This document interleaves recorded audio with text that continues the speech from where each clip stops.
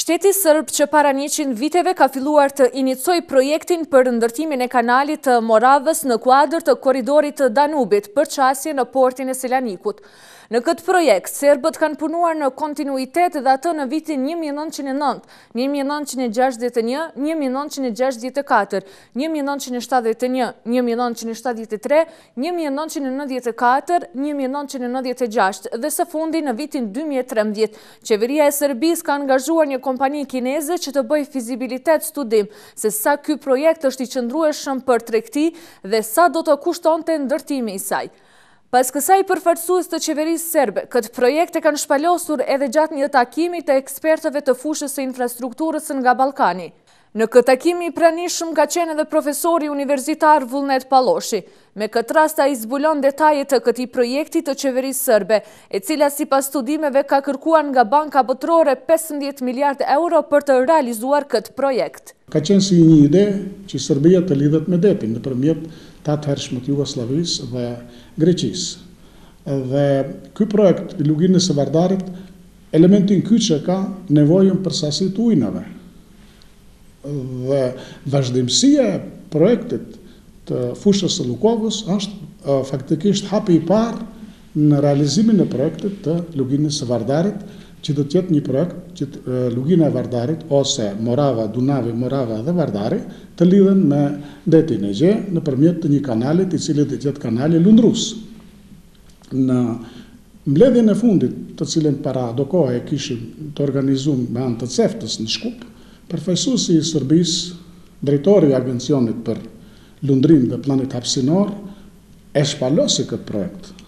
Dhe atëherë për së herë u dhanë informata që kinezët janë të e punu, një korporacion kinez është të e punu fizibility studimin për realizimin e projektit për lundrim të lumit Danub, Morava dhe Vardar.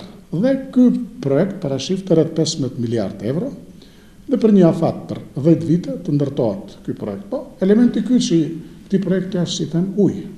Në atë projekt u prezantuan që do të jenë 58 kaskada të ndërtuara. Dhe në ata 58 kaskada të ndërtuara do të ketë edhe 4-5 centrale nga ana e Serbisë, kurse nga ana e Maqedonisë do të ketë edhe 10-15 centrale tjera të vogla, të cilat me këtë ujin që do të rregullohet, edhe do të bëhet i lundrueshëm, edhe do të përdoret për energji elektrike. I tërë ndërtimi këtij kanali që do t'i siguronte dalje në detin e Egje Serbisë, ndërlidhet edhe me ujrat në lumin e Radikës, nga se ujrat e këtij lumi sipas projektit për ndërtimin e hidrocentraleve në fushën e Lukovës. Pas akumulimit, ata do të derdhen në lumin Vardar, gjithsesi që në mënyrë direkte do t'i ndihmonin projektit të Serbisë, shprehet Palloshi.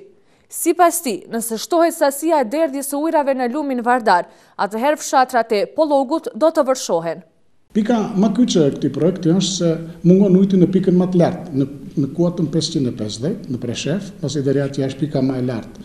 Masi në anën e detit është 0, në Maqedoni kalon në 200 metra në altësi mbydhetare, në Serbi mbaron në 200 metra në Danub në altësi mbydhetare, dhe ky ujë nevojitet. Dhe ky ujë, si për Vardarin, ashtu edhe për ujit për edhe Ibrit edhe Lepensit, duhet të shfrytëzohet në të cilën do të mundet të funksionon ky projekt. Ndërlidhja është ata 9 metër kub ujë në sekond, 9 metër kub ujë në sekond, që i prej burimit të Radikës dhe derdhen në Mavrov, janë një sasi e mjaftueshme të ujit, e cila shumë i duhet këtij projekti që të realizohet. Po, aty ka tash edhe diçka për neve, si të themi banor të fushës së Pollogut, është një problem tjetër. Neve me lumin Vardar kemi shumë problem gjatë vërshimeve. Edhe krejt rrjedha e lumit Vardar në përfushën e Pollogut, çdo vjet bën vërshime. Dhe është për të çudit pse nuk reagojnë edhe të tovarët, veçanërisht ata vendbanime që janë rreth lumit Vardar. Ndërkohë që kohëve të fundit, edhe pse nuk përmendet Kosova në këtë projekt, megjithatë të gjitha rrugët shojnë në marrëveshjen për demarkacionin e kufirit, që në kohën kur Maqedonia dhe Kosova e definuan vijën kufitare gjithsesi demarkacionin fizik dhe të cilin e nënshkruan kryetarët e qeverive të dy vendeve, është bërë lëshim. Kufiri i gjatë 260 km, ku Maqedonia fitojnë nga Kosova 160 metër, në vendin e quajtur Lokovopol në malin Shar, në kufirin me Kosovën, kurse Kosova fitojnë 155 metra të fshatit Deboldena në afërsi të Kodra Furrës. U bë kompromisi dhe u ndryshua kufiri, që ka ekzistuar me dekada në mes të Maqedonisë dhe Kosovës.